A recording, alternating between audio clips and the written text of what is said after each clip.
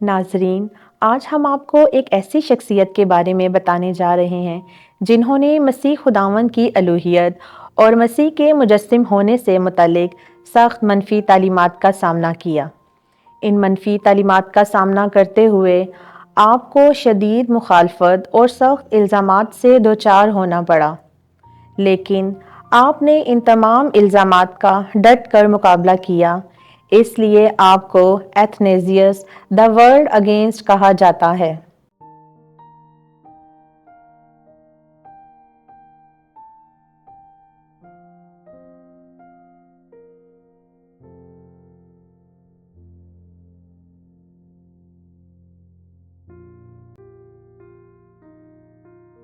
मुक़द्दस एथनेजियस सन 293 से 298 के दरमियानी सालों में दरिया नील के किनारे शहर अलेक्जेंड्रिया के एक मसीही घराने में पैदा हुए। 3री सदी ईस्वी में शहर अलेक्जेंड्रिया रोम की हुकूमत के लिए बहुत अहमियत का हामिल था, क्योंकि इसी शहर से इल्म और फजल और तालीम के चश्मे बहते थे और बहुत सारे आलम दीन इस शहर से तालीम हासिल करके दुनिया के लिए रोशनी का बायस बने थे।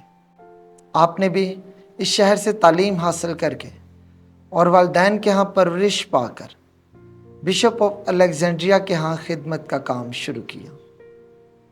आपके बेशुमार कारनामों में से सबसे अहम बिद्दत एरेनिज़म का सामना करना था। ये वो वक्त था जब कलीसिया को जानी जुल्म और सितम के बजाय बिदती तालीम के ज़रिए कमज़ोर किया जाता रहा। ऐसे दौर में आपने एरेनिज़म के ख़िलाफ़ बड़े ठोस दलाइल पेश किए। एरियंस वो लोग थे जो मसीह खुदावंद की अलूहियत के मुनकिर थे। आपने बहुत ही बहादुरी, दलेरी और नहायत हलीमी से खुदावंद का कलाम लोगों तक पहुंचाया। आपने ऑन द इनकॉर्नेशन किताब लिखी, जिसमें यस्सु के इंसानी ज़ात इख्तियार करने के भेद को बहुत ही सादगी लेकिन गहरे तौर पर बयान किया। एरियंस की सख्त मुखालफत के बावजूद आपने अपना कैरियर बनाया और सन 325 में 27 साल की उम्र में आप अलेक्जेंड्रिया के बिशप, अलेक्जेंड्रा के असिस्टेंट और डीकन मुकर्रर हुए। आपने काउंसिल ऑफ नाइजिया में मसीह खुदावंद की अलूहियत के बारे में बयान दिए। The Athanasian creed. जो कोई निजात पाना चाहता है, ज़रूर है कि कैथलिक आलमगीर ईमान पर कायम रहे। अगर कोई इस ईमान को बेकम व कास्त और खालस नहीं रखता तो यकीनन अब्दी हलाकत में पड़ेगा।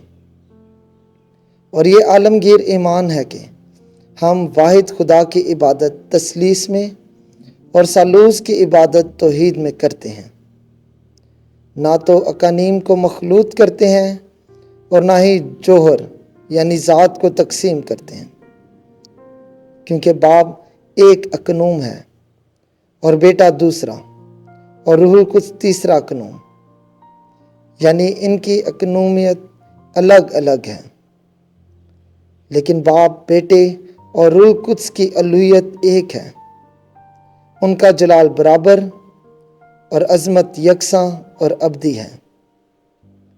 जैसा बाप है वैसा ही बेटा है और वैसा ही रूह कुद्स है। बाप गैर मखलूक, बेटा गैर मखलूक और रूह कुद्स गैर मखलूक है। बाप गैर महदूद, बेटा गैर महदूद और रूह कुद्स गैर महदूद है। बाप अजली, बेटा अजली और रूह कुद्स अजली है। ताहम वो तीन अजली नहीं बल्कि एक ही अजली है। इस तरह ना तीन गैर मखलूक और ना तीन गैर महदूद हैं, बल्कि एक ही गैर मखलूक और एक ही गैर महदूद है। इस तरह बाप कादिर मुतलिक, बेटा कादिर मुतलिक है और रूहुल कुद्स कादिर मुतलिक है। तो भी तीन कादिर मुतलिक नहीं बल्कि एक ही खुदा कादिर मुतलिक है। इसी तरह बाप खुदा, बेटा खुदा और रूहुल कुद्स खुदा है। ताहम तीन खुदा नहीं بلکہ ایک خدا ہے۔ اسی طرح باپ خداوند، بیٹا خداوند اور روح القدس خداوند ہیں۔ پھر بھی تین خداوند نہیں بلکہ ایک ہی خداوند ہے۔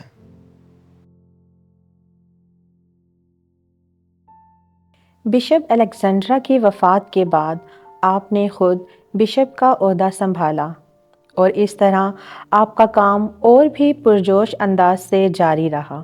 آپ نے نہ صرف ایرینز بلکہ بادشاہوں کے خلاف جا کر بھی مسیح خداوند کے نام کو عزت اور جلال دیا۔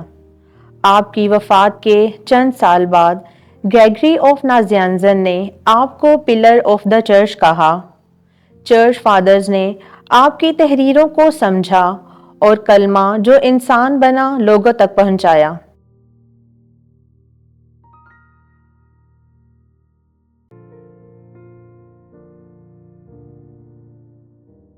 ہر گھٹنا یسوع کے آگے جھکے اور ہر زبان اقرار کرے کہ مسیح یسوع ہی خداوند ہے۔ ضرورت بس اتنی سی ہے کہ ہم ہر طرح کے حالات میں خداوند میں وفادار پائے جائیں، تاکہ ہمارے ذریعے بھی بدعتوں کے خلاف حقیقی بادشاہی کا راج قائم ہو۔